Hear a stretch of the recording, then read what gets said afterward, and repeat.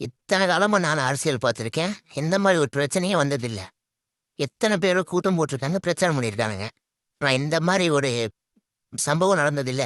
அதுக்கு காரணம் தலைவர சொல்ல முடியாது. மக்கள் தான். மக்கள் இவ்வளோ தூரம் நம்ம வந்திருக்கோம். ஆனாலும் இன்னும் நமக்கு ஒரு புரிதல் சரியா இல்ல. அத நெறைய பேர் புரிஞ்சுக்கிட்டாங்க. நெறைய பேருக்கு இந்த குழந்தைத்தனம் மாரி இருக்காங்க அப்படின்னு. அதுதான் நான் சொல்றேன். நம்ம இவ்வளோ நாலேட்ஜ் நமக்கு வளர்ந்திருக்கு. இவ்வளோ தொழில்நுட்பம் வந்ததுனாலும், நம்ம இன்னமும் ஒரு ஒரு அடிமை கூட்டம் மாரி தான் போயிட்டுருக்கோம். அடிமை கூட்டம்னா நமக்கு புரிதல் இல்ல. ஒருத்தன் ஒரு இடத்துக்கு வான்னு சொன்னான்னா, அவன் எதுக்கு வான்னு சொல்றான்? அதனால என்ன ஆகப்போகுது? அவனுக்கு என்ன கிடைக்கும்? நமக்கு என்ன கிடைக்கும்ன்றது கூட புரிஞ்சுக்க தெரியாம நம்ம கூட்டம் கூட்டமா போயிடுறது.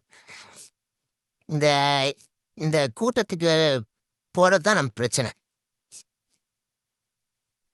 ஓகே. நெறையா சிந்திங்க.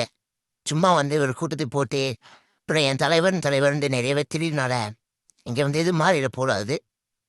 என் தலைவன் சொல்லிட்டு இங்க இருக்கிறனால யாருக்கும் எதுவும் மாற்றம் வரப்போறது கிடையாது.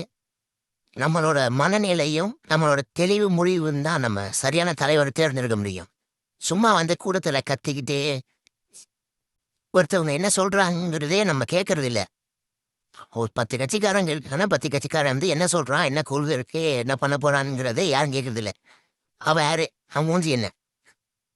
பழைய காலத்துல கூட்டம் சேர்ந்தது வேற. இன்னைக்கு கூட்டம் சேர்றது வேற.